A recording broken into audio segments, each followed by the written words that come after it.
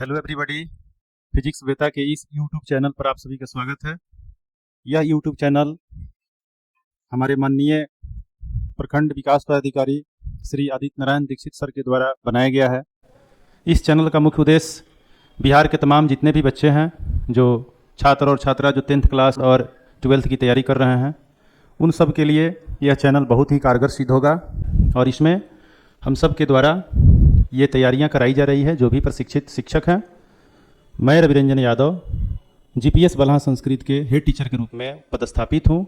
आज के क्लास में हम मैथ को कवर करेंगे, जिसमें 500 MCQ को कई भागों में रखा गया है, जिसमें से यह पहला मेरा वीडियो होगा जिसमें हम आपको 10th क्लास का जो मैथ है, जिसमें चैप्टर 1 से लेकर के चैप्टर 4 तक, यानी वास्तविक संख्या से लेकर के और द्विघात समीकरण तक के चैप्टर को MCQ जितना भी क्वेश्चन है objective line by line cover करेंगे। तो चलिए हम शुरू करते हैं।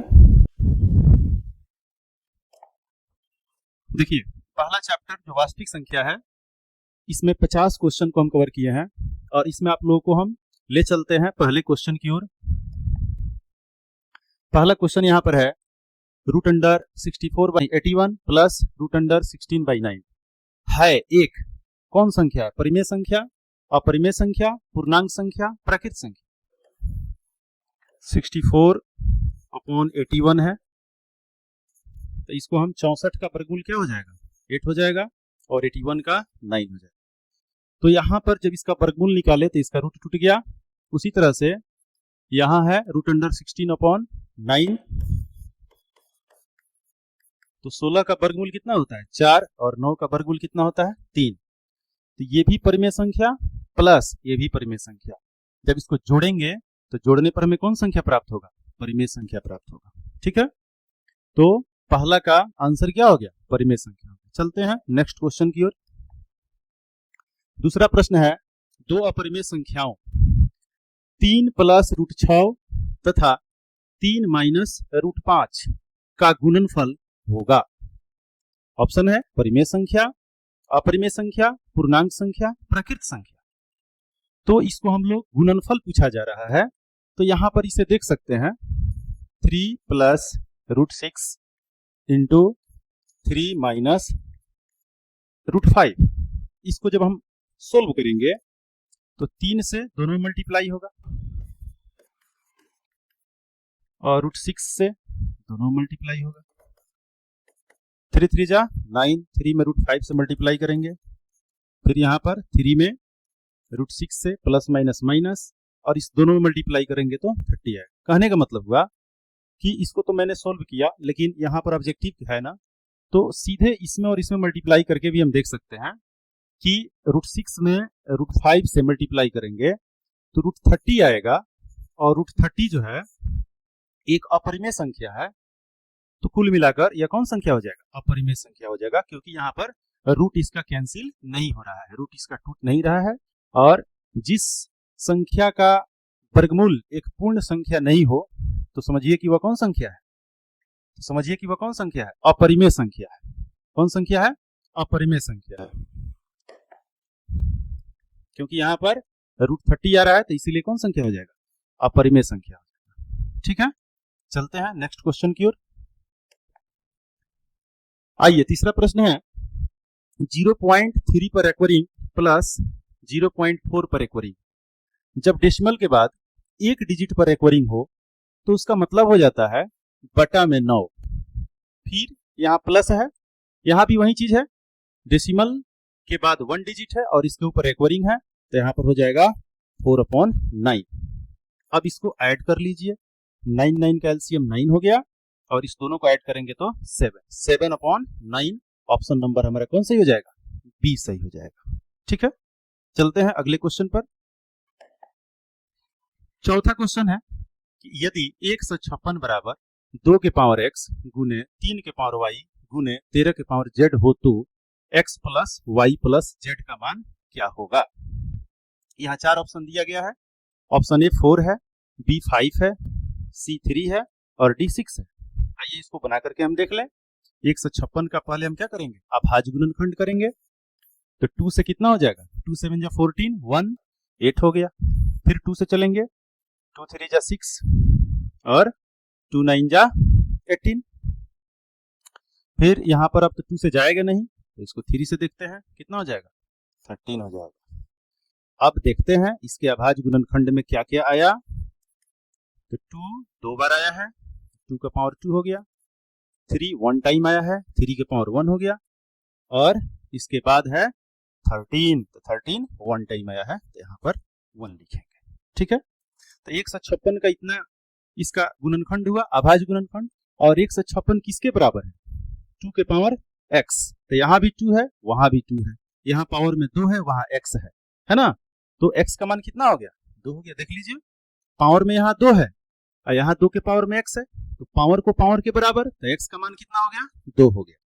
यहाँ 3 के पावर 1 है, वहां 3 के पावर y है, तो यहाँ 1 किसके बराबर, y के बराबर।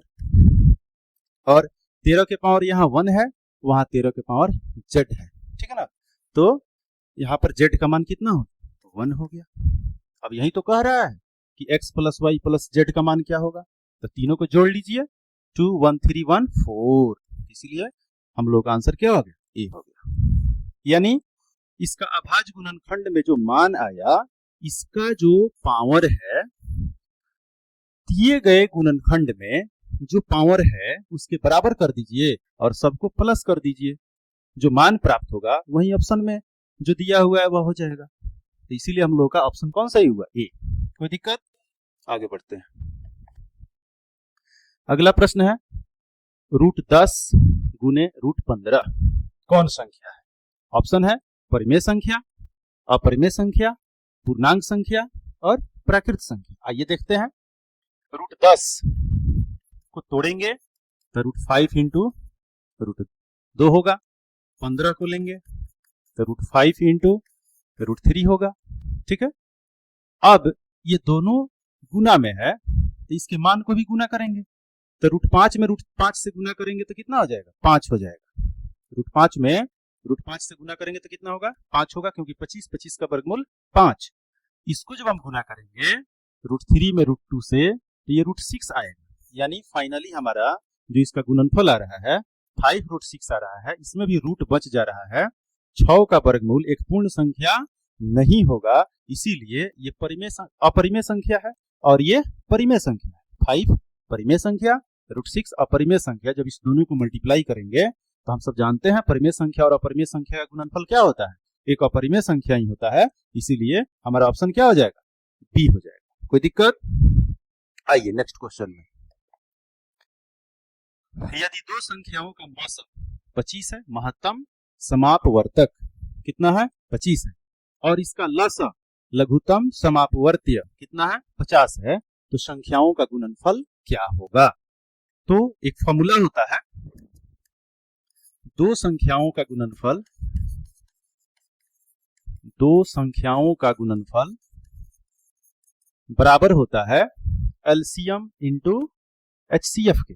यानी इस दोनों संख्याओं का एलसीएम और इस दोनों संख्याओं का एचसीएफ के गुणनफल के बराबर होता है दो संख्याओं का गुणनफल। तो यहाँ पर इसका देख लीजिए, मौसा कितना दिया हुआ है, मौसा कितना दिया हुआ, मौसा मतलब एचसीएफ 25 मल्टीप्लाई एलसीएम कितना दिया हुआ है 50। अब इस दोनों को हम लोग गुना कर देंगे, जो मान आएगा वही हो जाएगा। तो 25 पचे 125, एक शून्य बैठा दीजिए, 1250। ऑप्शन नंबर कौन हो गया, ए हो गया। तो इसका ऑप्शन नंबर ए सही हो गया। ये फॉर्मूला बिल्कुल आप लोगों को कंठस्थ रखना होगा याद, कि दो संख्याओं का गुणनफल बराबर होता है उन दोनों संख्याओं के एलसीएम और उस दोनों संख्याओं के एचसीएफ के गुणनफल के। ठीक है, आइए चलते हैं अगले प्रश्न पे। अगला प्रश्न है π/√3 है क्या है। तो जब पाई एक अपरिमेय संख्या है, सुन लीजिए, पाई जो है एक अपरिमेय संख्या है। कौन संख्या है, अपरिमेय संख्या है। तो पाई के साथ चाहे आप गुना कीजिए कोई भी अंक, है ना, पाई के साथ चाहे आप भाग कीजिए किसी भी अंक के साथ, पाई के साथ चाहे जोड़ कीजिए किसी भी अंक के साथ, या माइनस कीजिए, हमेशा जो संख्या आएगा वह एक अपरिमेय संख्या ही होगा। तो इसीलिए π/3 भी क्या होगा, अपरिमेय संख्या होगा। ठीक है, कोई दिक्कत। चलिए अगले क्वेश्चन पे चलते हैं। दो लगातार विषम संख्याओं का मसा क्या होगा। ठीक है, तो याद रखिएगा दो लगातार विषम संख्याओं का मसा क्या होता है, बताइए। ऑप्शन है 0, 1, 2, 3, क्या होगा। तो दो लगातार विषम संख्या का मसा एक होता है। आइए हम एक उदाहरण पर बताते हैं। जैसे मान लीजिए दो लगातार हम विषम संख्या ले रहे हैं 3 और 5, तो इसका जब हम HCF निकालेंगे तो कितना हो जाएगा, 3 1 जा 3, 2 आया, 2 से फिर हम 3 में डिवाइड करेंगे, 2 1 जा 2, 1 आया, फिर 1 से हम 2 में डिवाइड करेंगे, 1 2 जा 2, और फाइनली हमारा जो अंतिम भाजक आ रहा है वह 1 आ रहा है। तो HCF क्या हो गया, 1 हो गया। तो कोई भी दो लगातार जब आप विषम संख्या लेंगे और उसका मसा निकालेंगे, है ना, तो उसका आंसर क्या आएगा, 1 आएगा। इसको ध्यान में रखिएगा कि दो लगातार विषम संख्याओं का मसा कितना होता है, 1 होता है। दो लगातार विषम संख्याओं का मसा कितना होता है, 1 होता है। इसको ध्यान में रखिएगा। अगले क्वेश्चन पे चलते हैं। अगला क्वेश्चन है कि निम्नलिखित में किसका दशमलव प्रसार शांत होगा। निम्नलिखित में किसका दशमलव प्रसार शांत होगा। ऑप्शन है ए नंबर में 11/700, 91/2100, सी नंबर ऑप्शन है, डी नंबर ऑप्शन है। आप लोग बताइए क्या होगा। आइए हम देखते हैं। शांत कह रहा है, तो शांत कोई संख्या, कोई परिमेय संख्या शांत कब होती है, जब कोई परिमेय संख्या शांत तब होती है जब उसके Q का अभाज्य गुणनखंड, Q का अभाज्य गुणनखंड करने पर जो गुणनफल आए वह 2 की पावर n गुने 5 की पावर m के रूप में आए, है ना। मतलब या तो 2 आए या तो 5 आए, या 2 या 5 में से कोई भी एक संख्या आए, उसके अलावा किसी अन्य अंक गुणनफल में न आए, तब उसको हम क्या मानते हैं, शांत मानते हैं। ठीक है, तो हम देख लेते हैं। यहाँ पर देखिए पहला ऑप्शन है 11/700, तो यहाँ 700 के गुणनफल में तो 7 आइबे करेगा, और 7 से देख रहे हैं कि 11 कटेगा नहीं, इसका मतलब इसमें 7 बचेगा। तो 7 जब यहाँ बचेगा तो फिर यहाँ पर जो हमारा बताया है फॉर्मेट की 2 की पावर n इंटू 5 के पावर m के रूप का होना चाहिए। मतलब या तो Q के अभाज्य गुणनखंड में केवल 2 होना चाहिए, या केवल 5 होना चाहिए, या 2 और 5 दोनों होने चाहिए, इसके अलावा कोई अन्य गुणनखंड नहीं होना चाहिए। तो यहाँ पर तो 7 आ रहा है ना, तो इसीलिए ये जो पहला ऑप्शन है वह गलत होगा, यानी यह अशांत होगा। यह क्या होगा, अशांत होगा, यह शांत नहीं होगा। यह क्या होगा, अशांत होगा, क्योंकि इसके हर के अभाज्य गुणनखंड में 7 आ रहा है, और 7 जो है ऊपर वाले अंक को नहीं काट रहा है, मतलब 7 नीचे रहेगा, तो इसीलिए यह क्या होगा, अशांत होगा। यहाँ देख लेते हैं, यहाँ भी देखिए 2100 नीचे में है, ऊपर 91 है, नीचे 2100 है। इसका भी गुणनखंड करेंगे तो इसमें भी 7 तीर का 21 7 आएगा, और 7 अब देख लेते हैं, 7 यहाँ पर हुआ, ठीक है ना, और फिर कितना बचेगा, 3 भी बच रहा है इसमें, क्योंकि 7 से भाग देंगे तो कितना होगा, 7 तीर का 21 300, फिर 3 आएगा, फिर 100 आएगा, और भी अन्य आएंगे। ऊपर है 91, तो 7 से कट गया 13, लेकिन 3 13 को नहीं काट पाएगा, 3 13 को नहीं काट पाएगा, ठीक है, 3 13 को नहीं काट पाएगा। तो कहने का मतलब हुआ कि नीचे 3 बच जा रहा है, इसीलिए यह दूसरा ऑप्शन भी क्या होगा, अशांत होगा। शांत होने के लिए हमारा ये चीज ध्यान में रखना है। 2 ऑप्शन बिल्कुल गलत हो गया, ये भी नहीं होगा, ये भी नहीं होगा। इस पर देख लीजिए, देखिए यहाँ 2 के पावर कितना है, 3 है, यहाँ पर 5 के पावर कितना है, 3 है। तो कहने का मतलब हुआ कि यहाँ 2 के पावर 3 है, यहाँ 5 के पावर 3 है, तो इस फॉर्मेट पर आ रहा है, लेकिन इसके साथ आ गया है 7 के पावर 3। तो हम एक और चीज बोले हैं कि अगर नीचे वाले मान से ऊपर वाला मान कट जाए तो उस स्थिति में भी हम लोग देख लेंगे। तो 7 के पावर 3, यानी 7 के पावर 3 का मतलब होगा 7 गुने 7 गुने 7, ठीक है। तो जब तीनों गुना करेंगे तो 7 सते 49, 49 सते कितना हो जाएगा, 300, 9 सते 63 के 3 हाथ में लगे 6, 7 चौका 28, 6 34, 3 सते 43, यानी 7 के पावर 3 से यह 3 सते 43 कट जाएगा। तो मतलब जो नीचे वाला मान आ रहा है वह 2 के पावर n गुने 5 के पावर m के रूप में आ रहा है, इसीलिए ये क्या होगा, शांत होगा, ठीक है। और यहाँ देख पा रहे हो कि यहाँ 3 के पावर 2 है, यानी बटा के नीचे, है ना, गुणनफल में 3 आ रहा है, इसीलिए ये ऑप्शन सही नहीं होगा, ठीक है। तो कौन सा ऑप्शन सही हो जाएगा, सी नंबर होगा, क्योंकि क्वेश्चन में कह रहा है कि निम्नलिखित में किसका दशमलव प्रसार शांत है, तो सी नंबर ऑप्शन हम लोगों का सही होगा, जो शांत होगा। ठीक है, चलिए नेक्स्ट क्वेश्चन पर चलते हैं।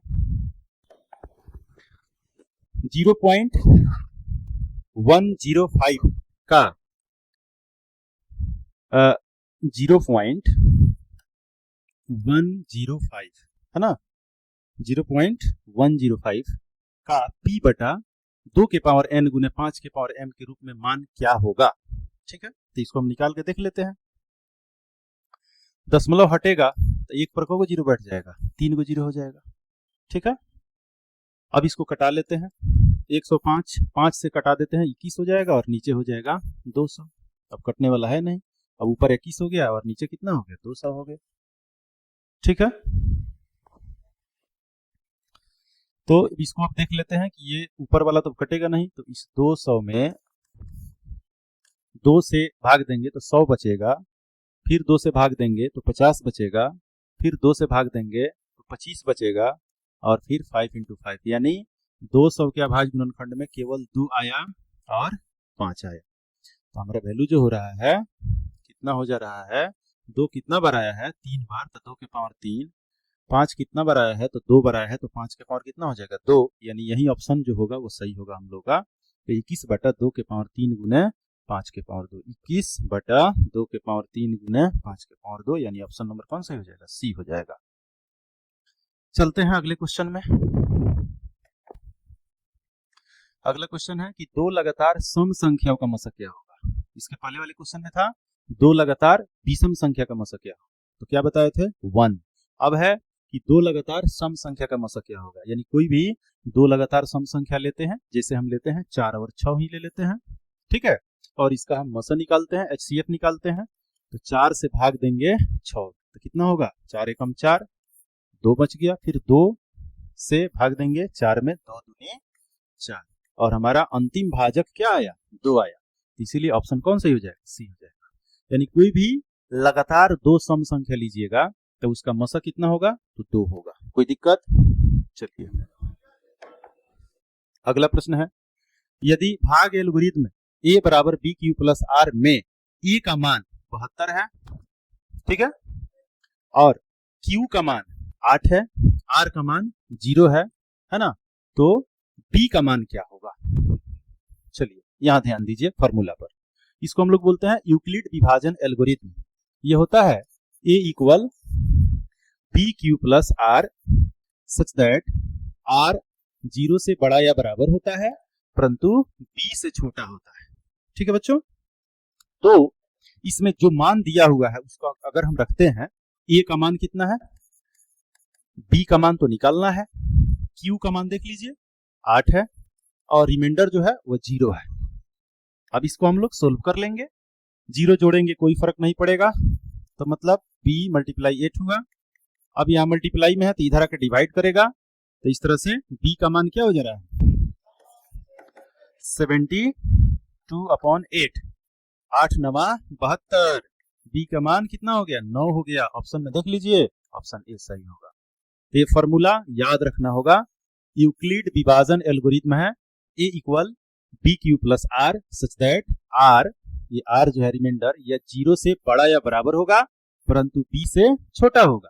इस चीज को ध्यान में रखिएगा, कभी कभी ऑप्शन में केवल एक फॉर्मूला भी पूछ देता है और यहाँ क्या कर देगा, जैसे कि इसके लिए मैं बता रहा हूं, ऐसे ऑप्शन में दे देगा 0 से ग्रेटर इक्वल R और शेषफल को ही B से बड़ा बना देगा, है ना। तो इस चीज पर आप लोगों को ध्यान देने की जरूरत है, शेषफल क्या होगा।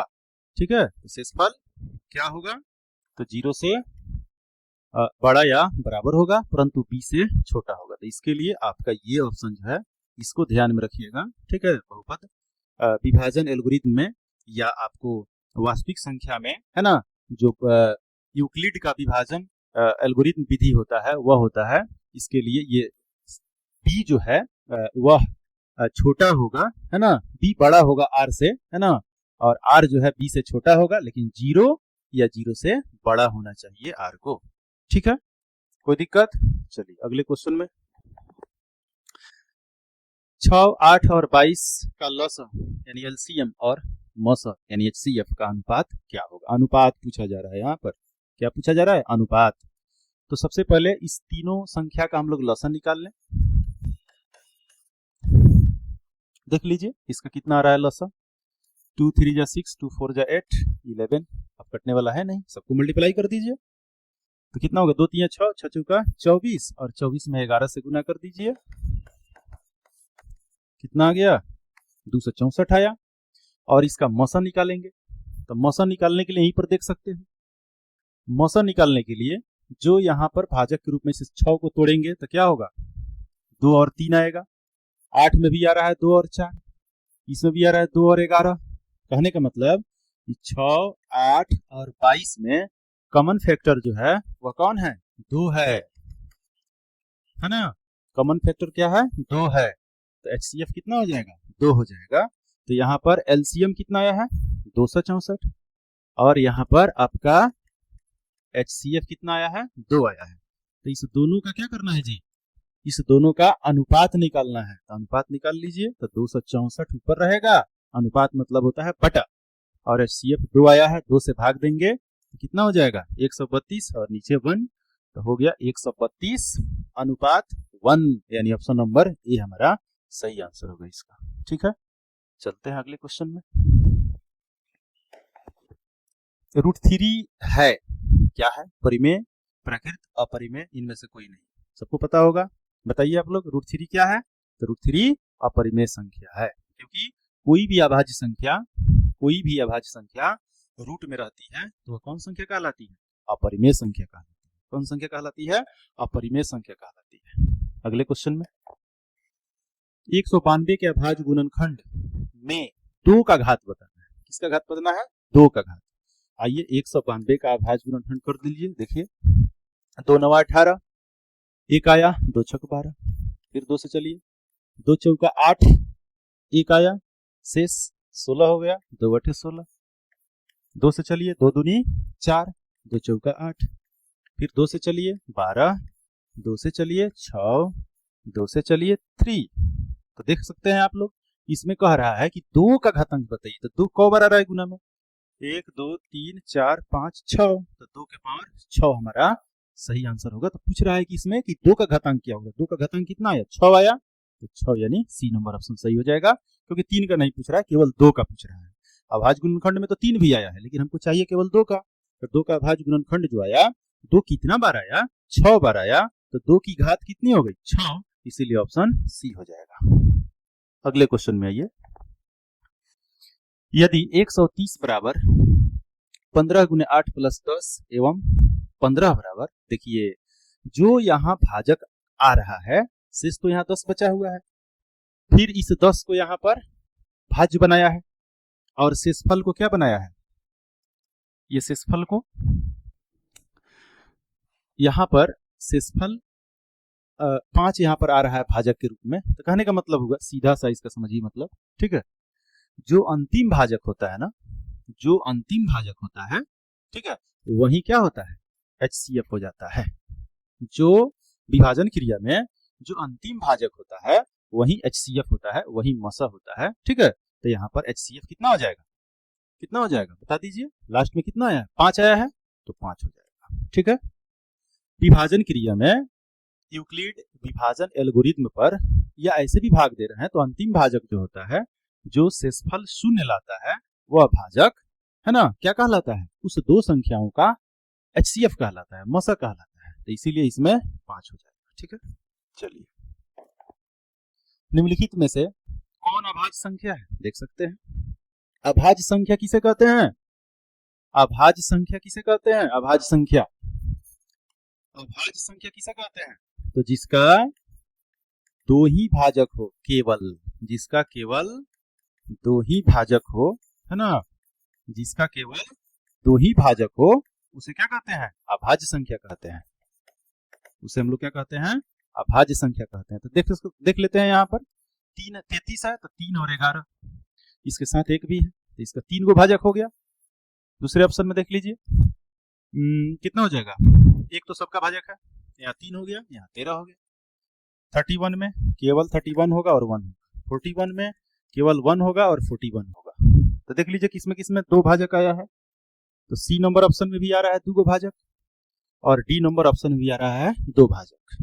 इसमें 3 3 भाजक आ रहा है, और हमारा डेफिनेशन कहता है कि जिसका केवल दो ही भाजक हो। तो दो भाजक तो वाले तो दो ऑप्शन है, तो यहाँ दोनों में से कोई भी हो सकता है, सी भी हो सकता है या डी भी हो सकता है। लेकिन आपको बोर्ड एग्जाम में अगर इस तरह का क्वेश्चन पूछे जिसमें आपको लगे कि दो सही है, ठीक है ना, तो उसके लिए आप एक ही ऑप्शन को, उस दोनों में से सही ऑप्शन में से किसी एक ऑप्शन को आप गोला करेंगे, नहीं तो दोनों गोला कर देंगे तो गलत हो जाएगा। इसीलिए कोई भी एक ऑप्शन पर सी पर भी लगा सकते हो या केवल डी पर भी लगा सकते हो, दोनों सही होगा, दोनों में से कोई एक सही होगा। तो गोला को करना है, कोई एक को ही करना है, डबल को नहीं करना है, नहीं तो फंस जाओगे, फिर तुम्हारा वह नंबर नहीं मिल पाएगा। नेक्स्ट है, यदि P और Q दो अभाज्य संख्या है, यदि P और Q दो अभाज्य संख्या है तो उसका मसा क्या होगा। आइए क्वेश्चन आ गया, अभाज्य संख्या, अभी अभाज्य संख्या पर बात चली है। अभाज्य संख्या किसे कहते हैं, जिसका दो ही भाजक हो। तो दो ही भाजक हो तो सबसे पहला अभाज्य संख्या कौन होगा, दो होगा। उसके बाद अभाज्य संख्या कौन होगा, तीन होगा, क्योंकि तीन का भी दो ही भाजक है, 1 और 3। 5 का भी दो ही भाजक है, 1 और 5। तो ये सब अभाज्य संख्या है, ठीक है। तो सबसे छोटी, कभी कभी पूछता है ये भी बोर्ड में क्वेश्चन कि सबसे छोटी अभाज्य संख्या कौन होती है, तो सबसे छोटी अभाज्य संख्या हमारा दो होती है। आइए यहाँ दो लगातार अभाज्य संख्या लेना है, और दो लगातार अभाज्य संख्या का मतलब, तो कोई भी दो लगातार अभाज्य संख्या ले लीजिए। तो दो से भाग देंगे तीन में, दो एकम दो, एक आ गया, एक से भाग देंगे दो में, तो यहाँ पर काट दे रहा है, मतलब शेषफल 0 आ गया। तो अंतिम भाजक कौन है जो शेषफल 0 लाया, 1 है, तो इसीलिए HCF इसका 1 हो जाएगा। याद रखिएगा, दो अभाज्य संख्या का मसा क्या होगा, एक होगा। दो विषम संख्या का मसा क्या होगा, तो एक होगा। दो सम संख्या का मसा क्या होगा, तो दो होगा। ये तीन क्वेश्चन बहुत ही इंपॉर्टेंट है एग्जाम के दृष्टिकोण से, है ना। जो बच्चे 10th बोर्ड की तैयारी कर रहे हैं, ये तीनों प्रश्न पर बेहतरीन ढंग से आप कमेंट रखेंगे कि जब दो लगातार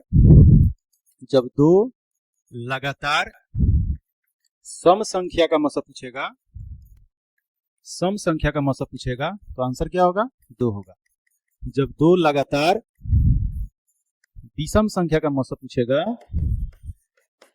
ठीक है बच्चों, तो उसका आंसर क्या होगा, 1 होगा। जब दो लगातार अभाज्य संख्या का मसा पूछेगा तो आंसर क्या होगा बाबू, तो 1 होगा। तो इसको याद रखिएगा, दो लगातार विषम संख्या और दो लगातार अभाज्य संख्या का मसा क्या होता है, 1 होता है, और सम संख्या का कितना होता है, 2 होता है, ठीक है। चलिए अगले क्वेश्चन पर चलते हैं।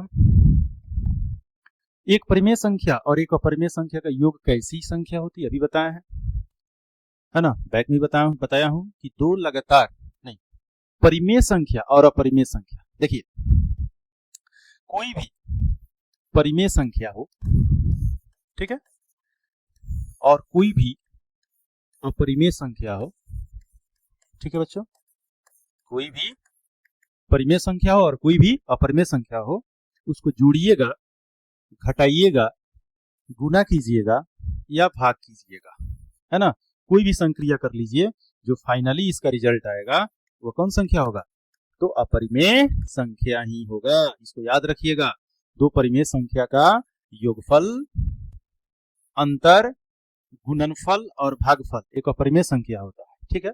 बट कभी कभी दो परिमेय संख्याओं को हम गुना करते हैं ना, कभी कभी दो परिमेय संख्या को या दो अपरिमेय संख्या को, है ना, दो अपरिमेय संख्या को गुना करेंगे, या परिमेय को या अपरिमेय को। जैसे मान लीजिए कि यहाँ √2 दिया हो, ठीक है, यहाँ √2 दिया हो और यहाँ आपको यहाँ भी √2 दिया हो, तो दोनों अपरिमेय ही हुआ। तो दो अपरिमेय संख्या का गुणनफल एक परिमेय हो सकता है, देख लेना। √3 में √3 से गुना करेंगे तो क्या आएगा, √9 आएगा, और 9 का वर्गमूल क्या होता है, 3 होता है। तो दो अपरिमेय संख्या को गुना करेंगे तो परिमेय संख्या आ जाता है। लेकिन एक अपरिमेय संख्या और एक परिमेय संख्या, या एक परिमेय संख्या और एक अपरिमेय संख्या का गुणनफल, है ना, भागफल, अंतर और योगफल एक कौन संख्या होता है, अपरिमेय संख्या होता है। बिल्कुल दिमाग में सेट रखिएगा। तो इसीलिए परिमेय संख्या और अपरिमेय संख्या का योगफल कौन संख्या होगा, अपरिमेय संख्या होगा। परिमेय संख्या और अपरिमेय संख्या का योगफल कौन संख्या होगा, अपरिमेय संख्या होगा। परिमेय संख्या और अपरिमेय संख्या का अंतर क्या होगा, तो अपरिमेय संख्या होगा। परिमेय संख्या और अपरिमेय संख्या का गुणनफल क्या होगा, तो अपरिमेय संख्या होगा। परिमेय संख्या और अपरिमेय संख्या का भागफल क्या होगा, तो अपरिमेय संख्या होगा। चलते हैं अगले क्वेश्चन पर। √2 एक है, बताइए क्या है, परिमेय संख्या, अपरिमेय संख्या, प्राकृत संख्या, इनमें से कोई नहीं। बताइए क्या होगा? अभी बताए हैं, जस्ट पहले बताए हैं कि कोई भी संख्या, कोई भी अभाज्य संख्या अगर रूट में है तो वह कौन संख्या होगी? अपरिमेय संख्या होगी। जैसे √3, √5, √7, √6 भी हो जाएगा, ठीक है, √8 भी हो जाएगा, √2 तो है ही। ये सब कौन संख्या है? ये सब अपरिमेय संख्या। कौन संख्या है? अपरिमेय संख्या। आइए यहाँ देखिए, √81/2 है, कौन संख्या है? √81 का वर्गमूल कितना हो जाएगा? 9 हो जाएगा। 9/2 आ गया, p/q के रूप में हो गया, इसीलिए कौन संख्या होगा? परिमेय संख्या होगा। एक परिमेय संख्या और एक अपरिमेय संख्या का योग कैसी संख्या होती है? देखिए, अभी तो फिर वही क्वेश्चन रिपीट हो गया। परिमेय संख्या और अपरिमेय संख्या का योग कौन संख्या होगा? तो अपरिमेय संख्या होगा। चलिए नेक्स्ट, दो संख्या का गुणनफल कितना दिया है? 86 से 70 दिया है, और उसका HCF कितना दिया है? 17। भाग करा दीजिए ना, आंसर आ जाएगा। एलसीएम निकालना है तो, क्योंकि इसका फॉर्मूला होता है दो संख्याओं का गुणनफल बराबर क्या होता है? लसा गुने मसा। तो जब मसा दिया रहता है और लसा निकालना होता है तो मसा से भाग करेंगे गुणनफल में। अगर मसा दिया रहेगा, अगर लसा दिया रहेगा और मसा निकालना होगा, है ना, तो जो दिया रहेगा उससे भाग कर देंगे। तो यहाँ क्या दिया है? HCF दिया, मसा दिया है, तो 17 से भाग दे दीजिए और देख लीजिए ऑप्शन में। तो 17 × 5 = 85। देखिए 5 आ रहा है, 5 पूरी है दे, मिल गया, यही ऑप्शन होगा। देख लेते हैं, 17 × 5 = 85, एक बच गया, फिर 17 हुआ और 0 तो रख ही देना है 5 से 10, क्योंकि जैसे ही भाग दिए हैं तो इकाई नहीं, मतलब जो पहला अंक आया है ना, वो कितना है? 5। तो इसमें पहला अंक ढूंढ लेते हैं, 5 वाला ऑप्शन केवल डी है, इसीलिए डी हो जाएगा। कोई दिक्कत? चलिए, दो लगातार संख्याओं का मशक क्या होगा? दो लगातार, देखिए ये भी एक नया क्वेश्चन हो गया। दो लगातार संख्या, कोई भी दो लगातार संख्या कहा जा रहा है, जैसे 1 2 हो गया, 2 3 हो गया, 3 4 हो गया, है ना, 5 6 हो गया, है ना, 6 7 हो गया। तो कोई भी दो लगातार, है ना, संख्या का आप मौसा निकाल कर देख लीजिए, आंसर कितना आएगा? एक ही आएगा। ठीक है, चलिए अगले क्वेश्चन पर आते हैं। 5005 के कितने अभाज्य गुणनखंड है? कर लीजिए, 5005 है, कितना से कटेगा? देख लीजिए, 5 से जाएगा तो कितना हो जाएगा? 1001 हो जाएगा। इसको कटा के देख लेते हैं, 7 से जाएगा, 7 एकम 7, 3 बच गया 30, 7 चौका 28, 2 बच गया, 7 तिरका 21, 11 13 143। तो 5005 के अभाज्य गुणनखंड में 5 आया, 7 आया, 11 आया, 13 आया। तो क्या पूछ रहा है? कितने अभाज्य गुणनखंड है? तो ये भी अभाज्य संख्या, ये भी अभाज्य संख्या, ये भी अभाज्य संख्या, ये भी अभाज्य संख्या, तो टोटल कितना हो गया? 4 अभाज्य संख्या होगा। तो ऑप्शन नंबर बी हो जाएगा। निम्नलिखित में से किसका दशमलव प्रसार शांत होगा? है ना, किसका दशमलव प्रसार शांत होगा? चलिए, ऑप्शन है 2/15, 15 में 5 और 3 आ गया, यही तो फालतू अंक है, क्योंकि मैं बताया हूं शांत होने के लिए क्यू का अभाज्य गुणनखंड या तो 2 होना चाहिए, या 5 होना चाहिए, या 2 और 5 दोनों होना चाहिए। तो यहाँ पर क्या आ जा रहा है? 3 आ जा रहा है, तो ये ऑप्शन गलत है। 11/160, 11/160 का गुणनखंड कर लीजिए। 2 से देंगे 80, 2 से देंगे 40, 2 से देंगे 20, है ना, 2 से देंगे 10 और 2 से देंगे 5 हो जाएगा। 2 दूनी 4, 4 दूनी 8, 8 दूनी 16, 16 दूनी 32 और 32 पचे कितना हो गया? 160 हो गया। तो इसमें केवल 2 और 5 आ रहा है ना, अब पूछ रहा है शांत, तो यही शांत होगा। आगे देख लेते हैं, 17/60 है, इसका क्या हाल है? तो 60 है, तो 60 में क्या आएगा जी? 60 में क्या आएगा?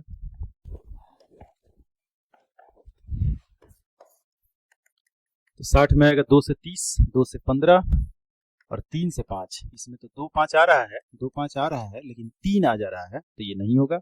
अब 35 में 7 5 35, 7 आ जा रहा है, तो ये भी नहीं होगा, इसीलिए ऑप्शन हम लोग का बी सही हो गया।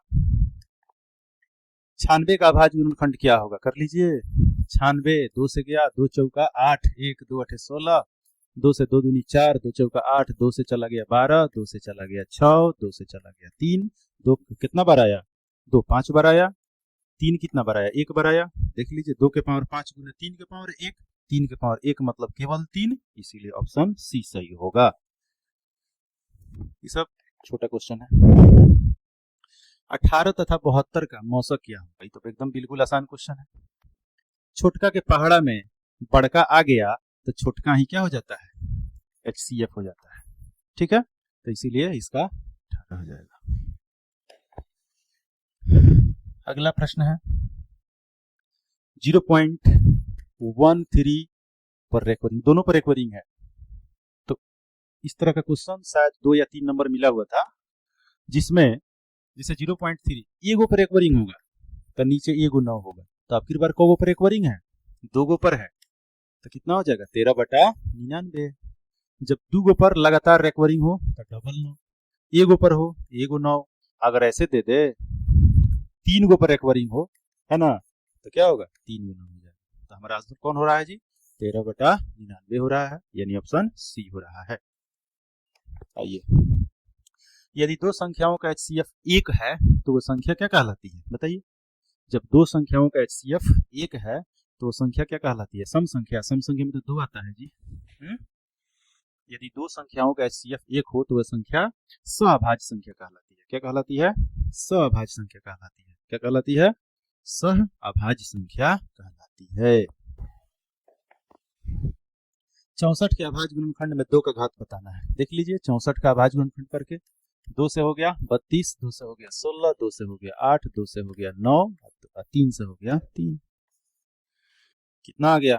2 का घात आ रहा है 4, 3 का घात आ रहा है 2, 2 का घात 4। अब इसमें किसका घात पूछा जा रहा है? 2 का घात, तो 2 का घात 4 होगा, इसीलिए ऑप्शन ए सही हो जाएगा। सही है क्या जी? नहीं, गलत हो गया। जब यहाँ पर 8 आया है तो 4 ना होगा, तो फिर 2 ही से न कट रहा है, फिर 2 3 नहीं आएगा इसमें। देख लीजिए फिर से, 2 3 6, 2 दूनी 4 32, 2 से 16, 2 से 8, 2 से 4, फिर 2 से 2, ठीक है ना, 2 से 2, तो 2 कितना बार आया? 1 2 3 4 5 6 बार आया, तो इसीलिए ये सही नहीं होगा, गलत हो गया। ये भी गलत है, ये सही है, 2 के पावर 6। कोई दिक्कत? यहाँ 64 है, 64 का अभाज्य गुणनखंड करना है, तो 2 से कटाए कितना होगा? 32, 2 से कटाए 16, 2 से कटाए 8, 2 से कटाए 4, 2 से कटाए 2, तो 2 कितना बार आया? 1 2 3 4 5 6 टाइम्स। तो यहाँ पर घात ही पूछ रहा है ना कि 2 का घात कितना है, तो 2 का घात 6 बार आया, तो 6 ही आंसर होगा। अगले क्वेश्चन में चलते हैं। महत्तम समापवर्तक PQ गुने लघुत्तम समापवर्तक PQ। देखिए यहाँ भी PQ है, जो संख्या यहाँ है वही संख्या यहाँ है ना। तो अभी तो मैं जस्ट पहले बताया हूं कि दो संख्याओं का गुणनफल बराबर होता है लसा गुने मसा, यानी इसी दो संख्याओं का गुणनफल के बराबर हो जाएगा। ऑप्शन नंबर ए सही हो जाएगा। सबसे छोटी भाज्य संख्या और छोटी अभाज्य संख्या का मसा क्या होगा? सबसे छोटी भाज्य संख्या और सबसे छोटी अभाज्य संख्या। सबसे छोटी अभाज्य संख्या पहले ही बताया हूं कि सबसे छोटी अभाज्य संख्या कौन होगी? तो 2 होगी। सबसे छोटी भाज्य संख्या, तो भाज्य संख्या किसे कहते हैं जी? भाज्य संख्या जिसका 2 से ज्यादा भाजक हो, जिसका 2 से अधिक भाजक हो, जिसका 2 से अधिक भाजक हो, है ना। तो जिसका 2 से अधिक भाजक हो, 2 से अधिक भाजक हो, वैसा पहला संख्या 4 है ना। तो वहीं से उसी दोनों का, इसी दोनों का क्या निकालना है? मसा निकालना है। तो 2 4 का मसा 2 ये ना होगा, 2 4 का मसा क्या होगा? 2 होगा। चलिए, 7/80 का दशमलव प्रसार कैसा होगा? तो हमको 7/80 है, तो हमको 7 से क्या मतलब है? 80 से मतलब है। क्या? 80 का भाज्य गुणनखंड करिए और करके देखिए। 2 से 40, 2 से 20, 2 से 10, 2 से 5, 2 दूनी 4, 4 दूनी 8, 8 दूनी 16, 16 5 80। तो इसमें क्या आया? केवल 2 आया या 5 आया? इसीलिए क्या होगा? शांत आया, क्योंकि शांत के लिए मैं बताया हूं कि इसका पावर क्या होना चाहिए? 2 के पावर n गुने 5 के पावर m के रूप में होना चाहिए। मतलब दोनों रहेगा, या केवल 2 रहे या केवल 5 रहे तो शांत होगा, अन्यथा अशांत होगा। तो इसीलिए इसमें 2 और 5 आ रहा है तो शांत होगा। चलिए, कोई दिक्कत? क्या होगा पूछ रहा है? शांत होगा। भाग विभाजन a बराबर एल्गोरिथम जो दिया हुआ है, a बराबर BQ प्लस R, सबका मान दिया हुआ है, मान ज्ञात करना है, बड़ी आसान है। a बराबर BQ प्लस R, a के जगह पर कितना रखने को बोल रहा है? ये निकालना है। B के जगह 61 है, Q के जगह 27 है और शेषफल कितना है? 32 है। क्या कीजिए? 7 एकम 7, दोनों गुना करा कर 32 जोड़ दीजिए, ठीक है ना। तो दोनों गुना कराएंगे और 32 जोड़ेंगे तो 7 एकम 7 और यहाँ पर 2 9 इकाई अंक देख लीजिए। 9 तो दुगो में आया है जी, तो फिर 7 एकम 7, 6 दूनी 12, 2 तो 7, 12 तो 5, 5 है 2 7, 7 आ रहा है, ये आ रहा है। इस दोनों को गुना करके और 32 जोड़िएगा, ठीक है ना, तो लास्ट में हमारा 7 और 9 आया, तो कहने का मतलब होगा कि यही होगा, यही होगा। आप लोग गुना करके और जोड़ करके देख लीजिएगा, ठीक है। निम्नलिखित में कौन सी अपरिमेय संख्या है? अपरिमेय संख्या किसे कहते हैं? जिसे रूट या दशमलव के रूप में लिखा जाए, रूट या दशमलव के रूप में लिखा जा सके, है ना, वो क्या होता है जी? वह अपरिमेय संख्या होता है। तो दशमलव संख्या जो शांत होगा वो नहीं ना होगा, ये तो 13/10 हो गया, इसको परिमेय संख्या हो गया। रूट 16 का वर्गमूल 4 हो जाता है, परिमेय संख्या हो गया। और यहाँ पर 5 में 2 को लगातार रूट में संख्या हो, सेम संख्या, उसको गुणनफल क्या होगा? परिमेय संख्या ही हो जाएगा।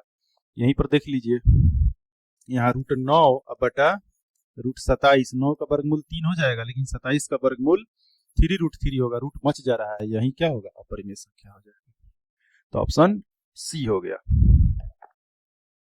156 के अभाज्य गुणनखंड में 2 का घात क्या होगा? देख लीजिए, रिपीट हो गया सर। 2 सते 14, 1 2 8 16, ठीक है।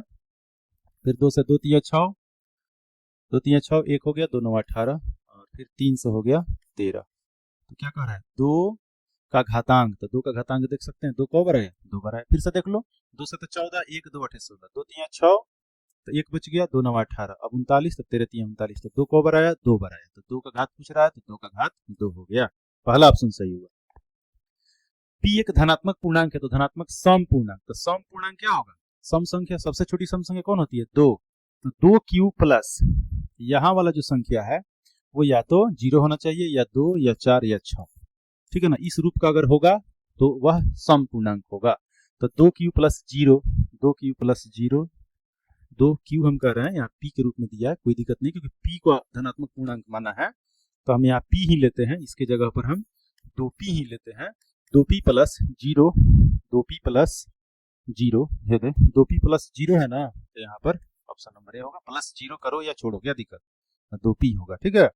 ये नहीं होगा क्योंकि यहाँ विषम संख्या है, ये भी विषम संख्या है, ये 2 के रूप में है ही नहीं, तो ये कहां से होगा? इसीलिए ऑप्शन ए सही होगा, 2p। अगर 2p प्लस 2 ऑप्शन में रहता तो भी सही होता, 2p प्लस 4 रहता तो भी सही होता, 2p प्लस 6 रहता तो भी सही होता, ठीक है। रूट 12 का परिमेयकरण गुणांक क्या हुआ? रूट 12, तो रूट 12 को तोड़ेंगे तो 4 तिया 12, 4 का वर्गमूल 2 बाहर हो गया और रूट में रह गया 3। तो कहने का मतलब परिमेयकरण गुणांक क्या होता है ना? वह गुणांक जो परिमेय संख्या के रूप में बदल दे। जैसे यहाँ पर रूट 3 आ रहा है ना, तो रूट 3 में क्या से गुना करेंगे कि यह परिमेय संख्या हो जाएगा, है ना। रूट 3 में क्या से गुना करेंगे, तो क्या से गुना करेंगे जी? तो ठीक इसी अंक से गुना कर दीजिए, तो रूट 3 में रूट 3 से गुना कर देंगे तो 3 हो जाएगा, 2 3 6। तो कहने का मतलब हुआ जो संख्या दिया हुआ है ना, इसमें क्या से गुना करेंगे कि यह परिमेय संख्या हो जाए, तो रूट 3 से गुना करेंगे तब जाके यह 3 होगा, तो इसीलिए ऑप्शन नंबर ए सही हो जाएगा। आइए, 2 अपरिमेय संख्या दिया हुआ है, उसका गुणनफल क्या हो? 2 अपरिमेय संख्या क्या क्या है? 3 प्लस रूट 5 है और 3 माइनस रूट 5, ये तो कंजुगेट दिख रहा है, ये तो होना ही है। 3 का स्क्वायर, ए प्लस बी, इसको ए मान लो, तो ए प्लस बी और ए माइनस बी फॉर्मूला पर आ रहा है, तो ए का स्क्वायर 3 का स्क्वायर और माइनस रूट 5 का स्क्वायर, क्योंकि ए स्क्वायर माइनस बी स्क्वायर का फॉर्मूला होता है ए प्लस बी इंटू ए माइनस बी, ठीक है। तो इसीलिए 3 का स्क्वायर 9, रूट से स्क्वायर टूट गया और 5 बाहर आ गया, 9 में से 5 गया 4, है ना। तो 4 कौन संख्या आ गया? परिमेय संख्या आ गया, इसीलिए ऑप्शन नंबर ए सही होगा। किसी धनात्मक पूर्णांक a और b के लिए HCF और LCM इतना है, तो रिपीट क्वेश्चन हो गया।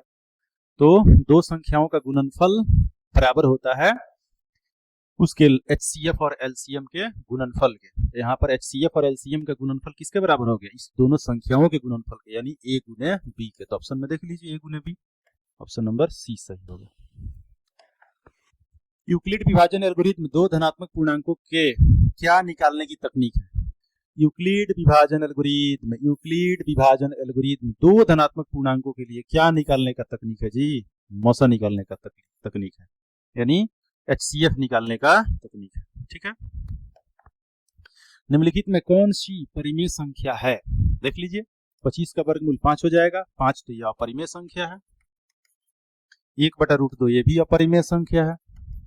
√3 + √3 दो गो अपरिमेय संख्या को जोड़ेंगे तो यहाँ पर जोड़ने पर 2√3 आएगा, तो यहाँ भी √3 रह रहा है, इसीलिए ये भी क्या होगा? अपरिमेय संख्या होगा। तो ये तीनों अपरिमेय संख्या है। तो पूछा जा रहा है कौन परिमेय संख्या है, तो ऑप्शन नंबर ए सही हो जाएगा, क्योंकि 25 का वर्गमूल 5 हो जाता है, जो परिमेय संख्या हो गया। निम्नलिखित में कौन सी सबसे छोटी प्राकृतिक संख्या है? सबको पता है, 81 और 237 का मौसा निकालिए। बड़ी आसान है। 81 का अभाज्य गुणनखंड कर दो, 2 से तो जाएगा नहीं, 2 से तो जाएगा नहीं, 2 से तो जाएगा नहीं। 8 1 9 है, 3 से जाएगा, 3 दूनी 6, 3 दूनी 6, 2 3 7 21, फिर 3 से जाएगा 9, फिर 3 से जाएगा 3, मतलब 3 3 3 आ रहा है जी इसमें। और 237 में क्या आएगा? 7 3 10 2 12, इसमें भी 3 आ रहा है, तो 3 ही होगा। देखो, जब भाजक निकल जाए ना, तो जो का सबसे छोटा भाजक होता है ना, वही उसका क्या हो जाता है इसमें। जैसे इसमें 3 आ रहा है, देख लीजिए इसको करके, 3 7 21 और 2 हो गया, फिर कितना, 3 7 21, तो 2 3 27। तो यहाँ पर ये खुद हो गया अभाज्य संख्या, तो यहाँ भी 3 और यहाँ भी 3, तो कॉमन हो गया, तो 3 हमारा क्या हो जाएगा? HCF हो जाएगा। एलसीएम इतना 182, तो HCF कितना होगा उसका? तो बस दो संख्याओं का गुणनफल बराबर होगा लसक गुने मसक, यानी HCF और LCM। तो दो संख्या है 26 और 91, इसका LCM दे दिया है, तो LCM से भाग करा दीजिएगा, तो HCF निकल जाएगा। भाग करा दीजिए, 91 से ही चला गया और 2 से ही चला गया 13, तो कितना हो गया? ऑप्शन ए हो गया। इतना आसान है। 156 बराबर 2 के पावर x है। ये तो फर्स्ट क्वेश्चन रिपीट हो गया, देख लेते हैं। 256, इसका कितना आया था? x + y + z हम लोग किए थे। 2 से 2 7 14 है, 1 2 8 16, फिर 2 से 2 3 6, 2 9 18, और यहाँ पर 3 से हुआ था 13। तो 2 कौ बार आया था? 2 बार। 2 आया था 2 बार, 3 आया 1 बार, 13 आया 1 बार। तो 2 यहाँ पावर में x है, यहाँ 2 है, तो x का मान 2 हो गया, y का मान 1 हो गया, और z का मान भी 1 हो गया। तीनों को जोड़ दिए, 4 ऑप्शन सही हो गया। इसका ए नंबर ऑप्शन सही हो जाएगा। Question repeat question. यदि n एक प्राकृतिक संख्या है तो √n क्या होगा? √n क्या होगा अगर प्राकृतिक संख्या है? तो प्राकृतिक संख्या गिनती की संख्या को कहते हैं, तो √1 का 1 ही होगा, √2 का तो ये तो दशमलव में चला जाएगा, ये अपरिमेय हो जाएगा, लेकिन यहाँ पर परिमेय हो रहा है। तो एक में यहाँ पर अपरिमेय भी हुआ और दूसरा में अपरिमेय भी हुआ, तो दोनों हो सकता है जी, यानी प्राकृतिक संख्या भी हो सकता है। हमेशा प्राकृतिक नहीं होगा, हमेशा परिमेय भी नहीं हो रहा है, हमेशा अपरिमेय भी नहीं हो रहा है, ना परिमेय हो रहा है, तो ये हो जाएगा, ये सही होगा। क्योंकि यहाँ पर √4 का वर्गमूल भी 2 आएगा, √9 का जो पूर्ण वर्ग संख्या है उसको जब हम लोग तोड़ेंगे तो वह प्राकृतिक संख्या के रूप में ही बदलेगा, तो इसीलिए प्राकृतिक संख्या भी आ रहा है और अपरिमेय संख्या भी आ रहा है, इसीलिए ऑप्शन डी सही होगा इसके लिए। 5 से 10 और 92 का मौसक क्या होगा? निकाल लीजिए। 5 से 10, 2 दूनी 4, 1 2 5 10, फिर 1 2 5 10, फिर से 2 दूनी 4, 1 हुआ, 11 2 5 10, 1 फिर 2 5 10, 5 5 10, 2 12, ठीक है ना, 12 आ रहा है, 2 से तो जाएगा नहीं, 3 से कटेगा, 3 बटे 24, 1 आ गया, 3 5 15, 8 5 13, 3 से नहीं जाएगा, 5 से जाएगा, 17 5 85, और ये 92 है, इसको भी देख लीजिए। 9 2 11, 2 से जाएगा, 2 चौका 8, 2 चौका 8, 1 2 छक 12, फिर 2 से जाएगा, 2 दूनी 4, 2 दूनी 4, 2 3 6 23। तो यहाँ पर देख सकते हैं ये भी अभाज्य संख्या, ये भी अभाज्य संख्या, कटने का चांस नहीं है। तो 5 से 10 में क्या आया? 2 गुने 3 गुने 5 गुने 7, 7 नहीं 17, और 92 में क्या आया? 2 गुने 2 गुने 23। तो दोनों में कॉमन हो तो कौन है? 2 है, इसीलिए ऑप्शन 2 सही हो जाएगा। अगला प्रश्न है P/Q के रूप में 0.087 को लिखा जा सकता है जहां PQ में कोई साझा गुणनखंड नहीं है। दशमलव हटाएंगे, 1 पर 4 को 0 बैठेगा, क्योंकि दशमलव के बाद 4 गो अंक है, तो उसके बाद दशमलव हट जाने के बाद इस जीरो कोई वैल्यू नहीं है, इतना हो गया। अब इसको देख लेते हैं कटा उटा करके, ठीक है। 5 से इसको कटाते हैं, 5 से, है ना, तो कितना हो जाएगा, 5 एकम 5, 5 हुआ तो 3 37, तो 5 सते 35, 2 हो गया 50 25, और 5 से ही कट गया तो कितना हो गया, 2000 हुआ, ठीक है। 1 पर 4 को 0 बैठा है, 2000 होगा। फिर इसको कटाइए तो कितना हो जाएगा, फिर ये 5 से जाएगा, है ना, 5 3 15, 50 25 35, और फिर 5 से जाएगा तो कितना हो जाएगा, 5 चौका 20, 400 हो जाएगा, ठीक है। आप देख सकते हैं ये जाएगा 5 से, फिर जाएगा 5 सत्ते 35, और 5 से भी जाएगा 5 अट्ठे 40 80, तो इधर 7 बच गया और नीचे 80 बच गया। ऑप्शन नंबर ए सही होगा। चलिए, तो पहला जो चैप्टर था, ठीक है ना, वह वास्तविक संख्या, उसका ऑब्जेक्टिव खत्म हुआ। इसके बाद है हम लोगों का दूसरा बहुपद। दूसरा क्या है, बहुपद, पोलिनोमियल। इसमें आपको 20 क्वेश्चन दिया गया है, ठीक है, इसको हम लोग हल करते हैं। त्रिघात बहुपद का सबसे व्यापक रूप क्या होगा, त्रिघात बहुपद का व्यापक रूप यानी उच्चतम घात कितना होना चाहिए, 3 होना चाहिए, ax cube plus bx square plus x plus D, ठीक है ना, तो उच्चतम घात 3 होना चाहिए। देख लीजिए, ax cube plus bx square plus cx plus D, option C हो जाएगा सही इसका आंसर। यदि बहुपद px बराबर इतना के शून्यक अल्फा और बीटा हो, 4 इंटू अल्फा प्लस बीटा का मान क्या होगा, ठीक है। जो px दिया हुआ है वह है x square minus 3x plus 5, तो यहाँ एक्स स्क्वायर का गुणांक a का मान होता है कुछ नहीं है 1, x का गुणांक b का मान होता है -3, और अचर पद जिसको हम लोग c बोलते हैं 5 है। निकालना हमको 4 इंटू अल्फा प्लस बीटा, इसलिए 4 इंटू अल्फा प्लस बीटा, यानी 4 इंटू अल्फा प्लस बीटा का वैल्यू क्या होता है, -b/a होता है। अब यहाँ पर b के जगह पर बैठा लो मान -3, ऑलरेडी यहाँ भी माइनस है फॉर्मूला में, ये भी आ रहा है, तो -3 डबल हो गया, और a का मान 1, तो माइनस माइनस तो प्लस हो जाएगा, और केवल 3 नीचे 1 का कोई वैल्यू नहीं, 4 3 12, इसीलिए ऑप्शन नंबर ये सही होगा, पहला सही हो जाएगा ये नंबर। एक्स स्क्वायर माइनस 16 का शून्य क्या होगा, x square minus 16, x square minus 16 का शून्य को निकालने के लिए शून्य के बराबर कर देते हैं। एक्स स्क्वायर माइनस इधर है तो इधर प्लस हो जाएगा, स्क्वायर हटेगा तो रूट आएगा, रूट आता है प्लस माइनस साथ लाता है, तो यहाँ पर प्लस -4 हो जाएगा, एक्स का मान +4 भी होगा और -4 भी होगा, ऑप्शन नंबर ए सही होगा। किसी बहुपद की घात होती है, किसी बहुपद की घात है बाबू, px बराबर ax square plus bx plus c, अगर हम द्विघात ले रहे हैं तो इसका घात हमेशा कौन संख्या होना चाहिए, पूर्ण संख्या होना चाहिए। क्या होना चाहिए, पूर्ण संख्या होना चाहिए, भिन्न संख्या नहीं, ऋण संख्या नहीं, और पूर्ण संख्या सही ऑप्शन होगा, सी सही हो जाएगा। यदि बहुपद का मान x बराबर a पर शून्य है तो ये क्या कहलाएगा, x बराबर a पर शून्य हो जा रहा है ना, x बराबर a पर क्या हो जा रहा है जी, शून्य हो, तो a का a क्या कहलाएगा जी, गुणांक कहलाएगा कि घात कहलाएगा कि शून्य कहलाएगा, शून्य कहलाएगा, शून्य हो गया तो क्या कहलाएगा, शून्य कहलाएगा, ठीक है।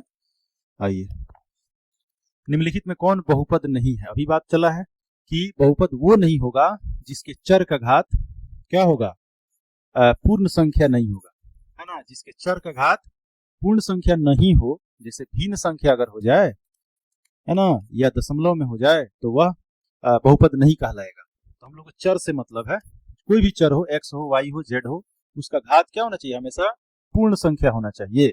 यानी पूर्ण संख्या किसे कहते हैं, गिनती की संख्या में 0 शामिल हो जाता है, यानी शून्य से शुरू होने वाली जो संख्या होती है ये होना चाहिए।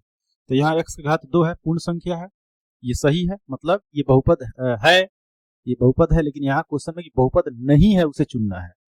तो यहाँ भी देख सकते हो, यहाँ भी इसका चर क्या है, पूर्ण संख्या है, यहाँ भी चर कुछ नहीं है तो 0 है, यहाँ भी इस ऑप्शन में भी यहाँ पर पावर पूर्ण संख्या दिख रहा है, इसमें नहीं है क्योंकि ये जब ऊपर जाएगा तो पावर में माइनस आ जाएगा, इसीलिए बहुपद कौन नहीं होगा, तो सी नंबर नहीं होगा, क्योंकि जैसे ही ऊपर जाएगा पावर में माइनस आ जाएगा।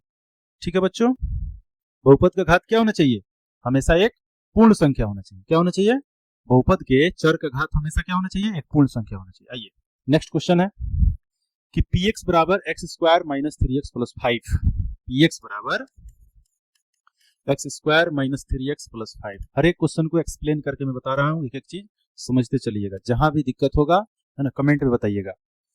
तो यहाँ पर अल्फा प्लस बीटा का वैल्यू निकालना है, ठीक है ना। तो यहाँ एक्स स्क्वायर का गुणांक कुछ नहीं है तो 1 होगा, यहाँ पर इसका गुणांक b कहलाता है जो -3 है और अचर पद 5 है। निकालना है अल्फा प्लस बीटा, क्या होता है फॉर्मूला, अल्फा प्लस बीटा पढ़े हो तो बताओ, alpha plus beta minus b बटा a। तो माइनस b का मान देख लीजिए -3 है, a का मान 1, माइनस माइनस प्लस हो जाएगा, नीचे का कोई वैल्यू नहीं, 3 आंसर होगा, ऑप्शन नंबर बी सही हो जाएगा। Next, x square minus 4x plus 1 के शून्य का गुणनफल निकालना है, अल्फा इंटू बीटा। तो अल्फा इंटू बीटा बराबर क्या होता है, c बटा a होता है। c का मान कितना है, 1 है, a का मान भी कुछ नहीं है पर गुणांक तो 1 है, तो 1/1 यानी 1, यानी ऑप्शन नंबर देख लीजिए, ऑप्शन नंबर क्या हो जाएगा, सी हो जाएगा। कोई दिक्कत, क्योंकि अल्फा इंटू बीटा बराबर होता है c बटा a, अल्फा प्लस बीटा बराबर होता है माइनस b बटा a। ये द्विघात बहुपद के लिए शून्यकों और गुणांकों के बीच संबंध होता है, क्या होता है, शून्यकों एवं गुणांकों के बीच क्या होता है, संबंध होता है, क्या होता है, शून्यकों और गुणांकों के बीच संबंध होता है। बहुपद एक्स स्क्वायर माइनस 11 शून्य निकालने के लिए शून्य के बराबर कीजिए, 11 उधर जाएगा प्लस में हो जाएगा, स्क्वायर उधर जाएगा रूट आएगा प्लस माइनस लाएगा, तो +11 और -11, यहाँ पर +11 और -11, तो ये तो रूट में नहीं ना है, हमें रूट में ना देखना है, तो कौन ऑप्शन सही हो जाएगा, सी हो जाएगा। क्या हो जाएगा, सी, क्योंकि सी रूट में है। बहुपद x square plus 3x plus 5 की घात, तो किसी भी बहुपद का जो उच्चतम घात होता है ना, वह उस बहुपद का ही घात कहलाता है। इसका उच्चतम घात कितना है, 2 है, इसीलिए बी नंबर ऑप्शन इसका सही हो जाएगा। नेक्स्ट, यदि किसी द्विघात बहुपद के शून्यकों का योग दे दिया है और गुणनफल भी दे दिया, बहुत अच्छा क्वेश्चन है, कई बार ये क्वेश्चन पूछा जाता है बोर्ड एग्जाम में, हर एक साल आपको ऐसा क्वेश्चन देखने को मिलेगा कि उसका शून्यकों का योगफल और गुणनफल दिया रहे और उसके बहुपद का मान पूछा जा रहा हो, ठीक है ना। चलिए आइए देखिए, शून्यकों का योग, शून्यक अल्फा प्लस बीटा होता है, उसका योग कितना दिया है, 3 दिया है। शून्यकों का गुणनफल मतलब alpha into beta, alpha into इसका वैल्यू कितना दिया है, -2 दिया है, और निकालना है बहुपद। तो बहुपद निकालने के लिए जो व्यापक सूत्र होता है याद रखिएगा, x square minus alpha plus beta into x plus alpha into beta, ठीक बच्चों। अल्फा प्लस बीटा का मान कितना है, 3 है, 3 रख दिए, 3x, यहाँ x है, अल्फा इंटू बीटा का मान कितना है, -2 है, -2, तो कितना हो गया, x square minus 3x plus minus -2, x square minus 3x minus 2, x square minus 3x minus 2, यानी ऑप्शन नंबर कौन सही हो जाएगा बच्चों, तो ए सही हो जाएगा। चलिए अगला प्रश्न है,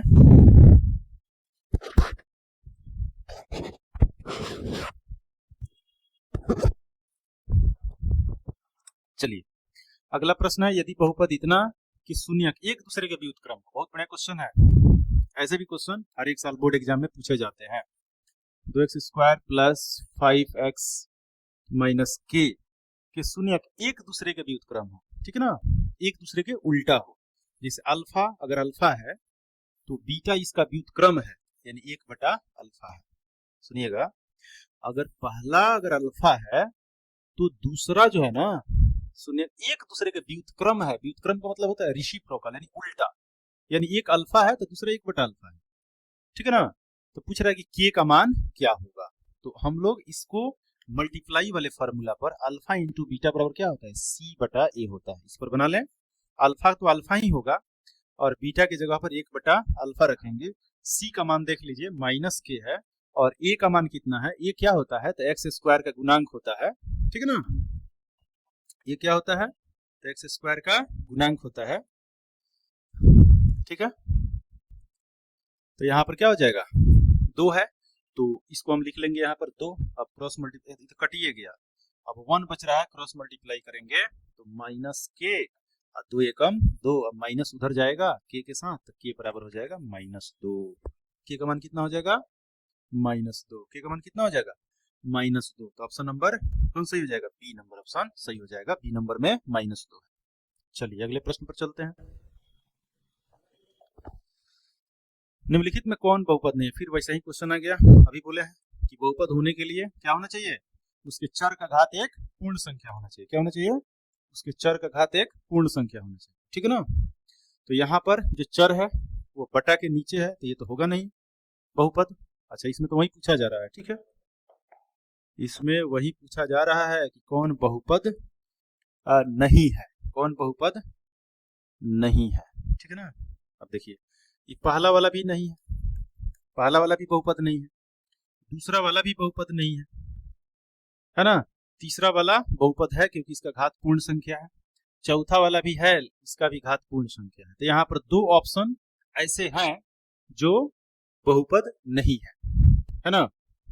यहाँ पर दो ऐसे ऑप्शन है ना, जो बहुपद नहीं है, ए और बी। तो दोनों में से कोई एक लगा दीजिए, सही हो जाएगा। कोई एक जो सही ऑप्शन हो एक से अधिक में, उसमें कोई एक ऑप्शन को आपको चूज करना है, दोनों पर गुलियाना नहीं है, नहीं तो गलत हो जाएगा फिर, ठीक है। चलिए, अगर यही क्वेश्चन ध्यान दीजिएगा, एक और चीज समझिए, अगर यही क्वेश्चन ऐसे हो कहीं 2/3x + 1 अगर ऐसे हो, है ना। अब यहाँ पर थोड़ा सा मतलब मुझे लग रहा है कि यहाँ दो कंडीशन मुझे दिख रहा है, या तो एक यह जिसमें x बिल्कुल फ्री है और इसका गुणांक को बताया जा रहा है 2/3, ठीक है, तब ये क्या होगा? बहुपद होगा। ऐसा जब कंडीशन हो तब यह बहुपद होगा, और नहीं तो अगर ये इस रूप में हो, है ना, तब यह बहुपद नहीं होगा। तो ये आपके ऊपर डिपेंड करता है, देख लीजिएगा, ठीक है ना। अगर ये बटा में रहे तब तो बहुपद नहीं हो, अगर इसका गुणांक बटा में हो तो उसके गुणांक से कोई मतलब नहीं है, हमको चर का घात देखना है। तो चर का घात क्या है? एक पूर्ण संख्या, क्योंकि कुछ भी नहीं है तो पावर में एक है, यानी रैखिक बहुपद है, ठीक है। तो इसके अकॉर्डिंग अगर देखा जाए ना, अगर हम इसके अकॉर्डिंग सोचेंगे तो हमारा ऑप्शन केवल बी सही होगा, अगर इसके अकॉर्डिंग सोचेंगे तो दो दो ऑप्शन हमारा इसके लिए सही हो रहा है। तो देख लीजिएगा अपने समझ के आधार पर। चलिए, यहाँ पर जो दो बहुपद दिया हुआ है उसके गुणनफल का घात बताना है। तो देख लीजिए, इसमें पहिलका वाला में चर का उच्चतम कितना है? 2 है। दूसरका वाला बहुपद में चर का उच्चतम घात कितना है? 5 है ना। तो दोनों पावरवा को क्या कर दीजिए? जोड़ दीजिए, आंसर आ जाएगा। देखिए, जब भी एक से अधिक बहुपद दे, है ना, जब भी एक से अधिक बहुपद दे और उस बहुपद का गुणनफल निकालना हो तो दोनों बहुपद में आपको मैक्सिमम पावर को देख लेना है, ठीक है ना। दोनों में अगर जो मैक्सिमम पावर होगा उसी मैक्सिमम पावर को क्या कर देना है? प्लस कर देना है, और प्लस करने पर जो मान आएगा वही हम लोगों का आंसर होगा। चलिए, तो इसमें ऑप्शन बी सही हुआ, 7। अगला प्रश्न है px बराबर x² - 3 × x + 1 - 5 हो तो इसका वैल्यू ज्ञात करना है। चलिए पहले इसको सोल्व कर लें। अल्फा +1 × बीटा +1, ठीक है ना। तो अल्फा से दोनों में मल्टीप्लाई होगा, फिर 1 से भी दोनों में मल्टीप्लाई होगा। अल्फा से बीटा में अल्फा × बीटा, फिर अल्फा से 1 में अल्फा, फिर 1 से बीटा में तो बीटा, फिर 1 से 1 में तो 1।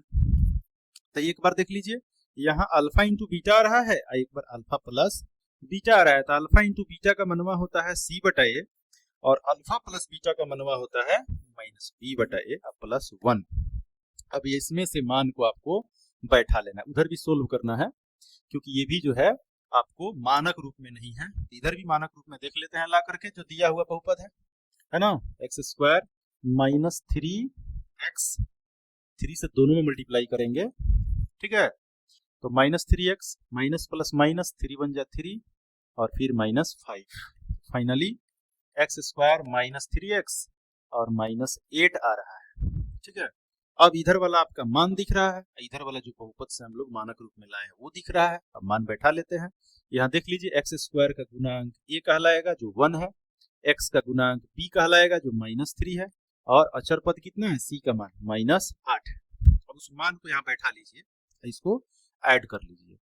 तो c का मान कितना है? -8, तो -8/1 तो -8 ही होगा, प्लस -b, तो एक फार्मूला में माइनस और 3 भी माइनस में है तो प्लस हो जाएगा। 3/1, 1 छोड़ दे रहे हैं, नहीं लिख रहे हैं, और फिर +1। अब इसको कर लीजिए, पहले जोड़ होगा 3 × 1 4 -8 + 4।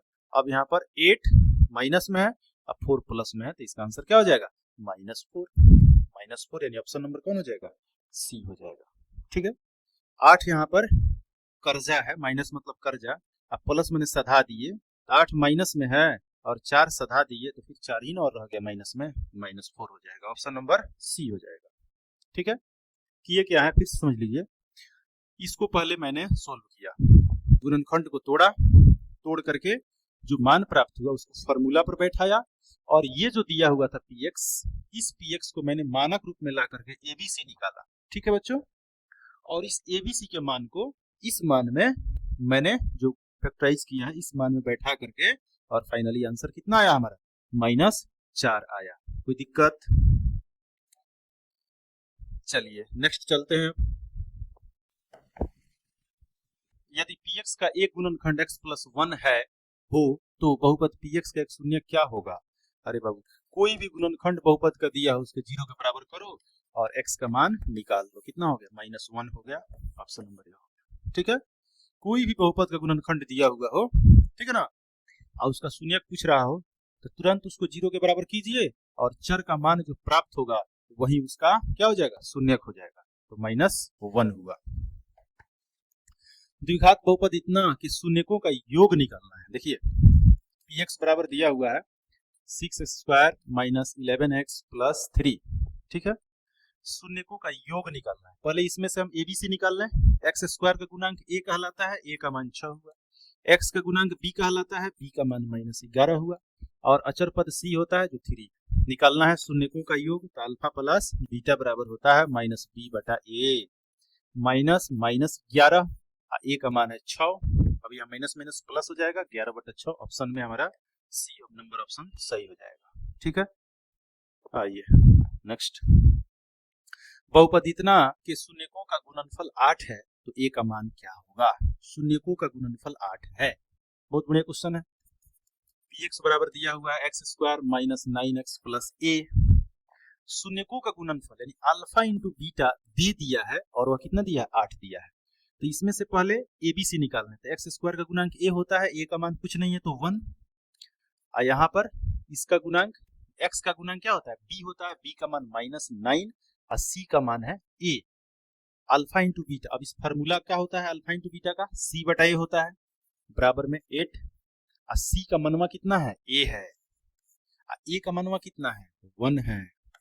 अब क्रॉस मल्टीप्लाई करा देंगे, जो आएगा वही आंसर होगा। तो यहाँ पर a1 1, a में 1 से मल्टीप्लाई a, 8 एकम 8, a का मान कितना हो गया? 8 हो गया। ऑप्शन नंबर सी सही। आइए, त्रिघात बहुपद के शून्यक अल्फा बीटा गम्मा हो तो अल्फा बीटा गम्मा का मान क्या होगा? बहुत बड़े क्वेश्चन।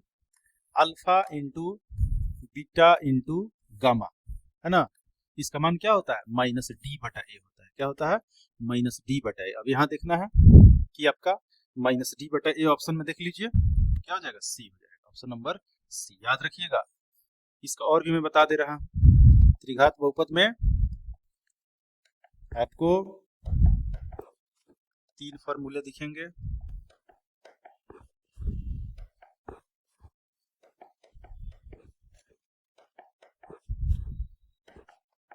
चलिए, एक होता है शून्यकों का योगफल alpha plus beta plus gamma, ये होता है -b/a।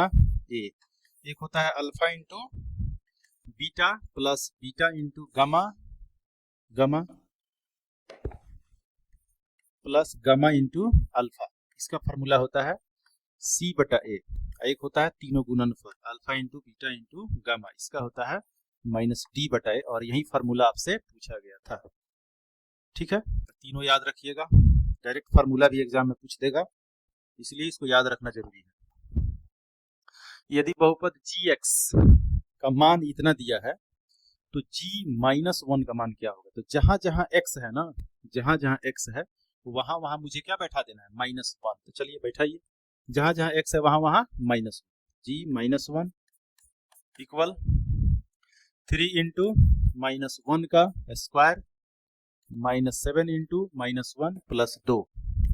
तो -1 का स्क्वायर 1 ही होगा, माइनस माइनस प्लस, 7 1 जा 7 प्लस 2, 3 1 जा 3 plus 7 plus 2, 3 7 10 2 12, option number B सही।